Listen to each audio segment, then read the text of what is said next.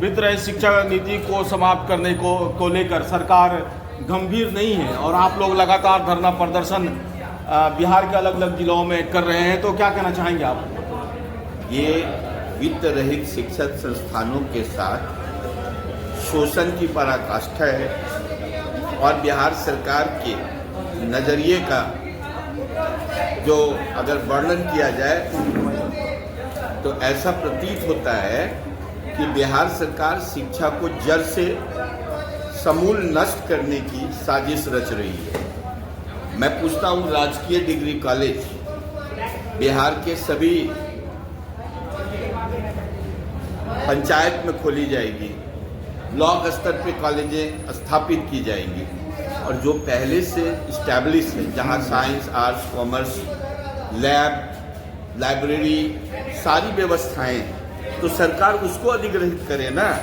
ऐसे कौन से लोग बैठकर बिहार को चला रहे हैं और किसको मदद करना चाह रहे हैं, ये मुझे मेरे समझ से पड़े।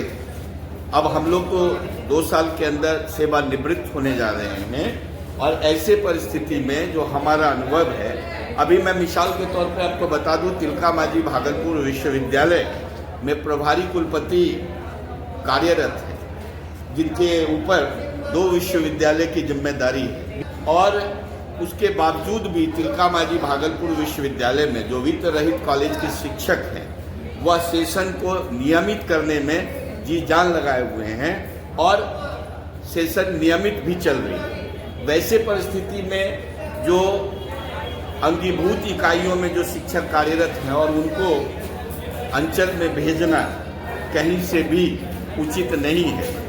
वो अचानक ग्रामीण परिवेश में जब जाएंगे, उनके बच्चों का भविष्य क्या होगा? वो उनके साथ भी शोषण है और वित्त रहित शिक्षकों के साथ तो शोषण चल ही रही है। मैं आपके चैनल के माध्यम से माननीय मुख्यमंत्री जी को बताना चाहूँगा कि वित्त रहित के कुछ शिक्षकों से मिलकर और वित्त रहित कॉलेजों का परिभ्रमण कर वह उस स्थिति का आकलन स्वयं करें और तब उनको समझ में आएगा कि उनके द्वारा जो दिए गए निर्णय हैं और शिक्षा विभाग के द्वारा जिसको अमली जामा पहनाने की चेष्टा की जा रही है, वह बकवास है और ऐसा बिहार के किसी राज्य में नहीं हुआ है।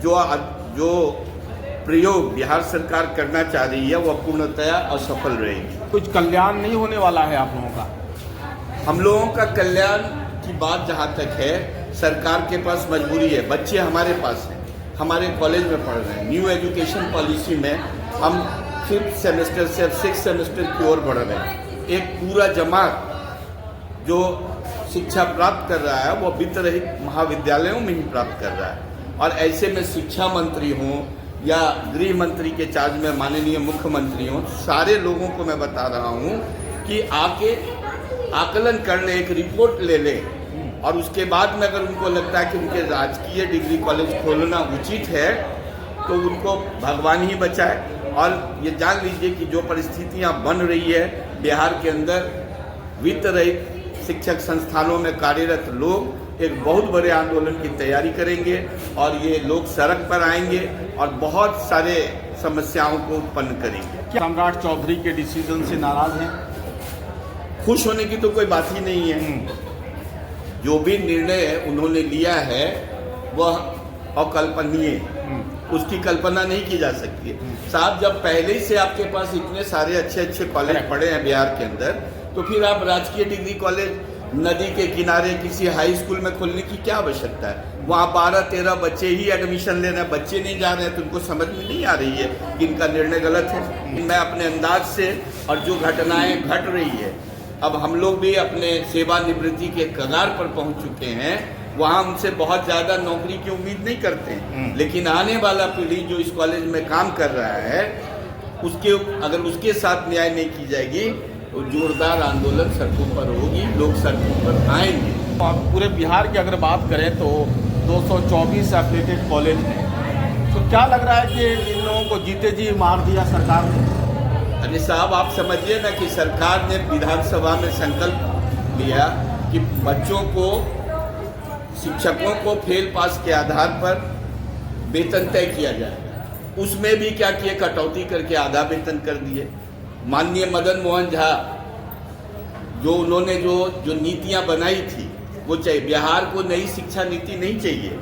बिहार में जो पुरानी शिक्षा पद्धति चल रही थी वही चलेगी। आज शिक्षकों के पास बच्चे नहीं जाते हैं पढ़ने के लिए, उनको इधर माने दिस वे और दैट वे, उनको मार्क्स मिल जाता है, वो पास हो जाते हैं, उनको एप्लीकेशन लिखने तक नहीं आता है। नई शिक्षा नीति जिस उद्देश्य से चलाया गया वो अपने उद्देश्य में विफल है। हम तो यही कहेंगे कि जो कौन दोषी है सर? ओबियसली शिक्षा विभाग दोषी है। कॉलेज का क्या जो ऊपर से डायरेक्शन मिला लोगों ने माने धरातल पर उसको उतारने की कोशिश की है। ऐसे परिस्थिति में मुझे पूर्ण विश्वास है कि बिहार सरकार और जो सत्ता में दोनों पार्टियां हैं वो दोनों मिलके बिहार के हित में अच्छा ही निर्णय लेंगे, ऐसा मेरा मानना है। सर, सम्राट चौधरी तो कह रहे थे कि इलेक्शन के दौरान के कुछ न कुछ वित्त शिक्षक को लेकर कुछ किया जाए। सम्राट चौधरी आज से नहीं, जब विधायक बने थे उस जमाने से हम लोगों के सर्किल में आते थे।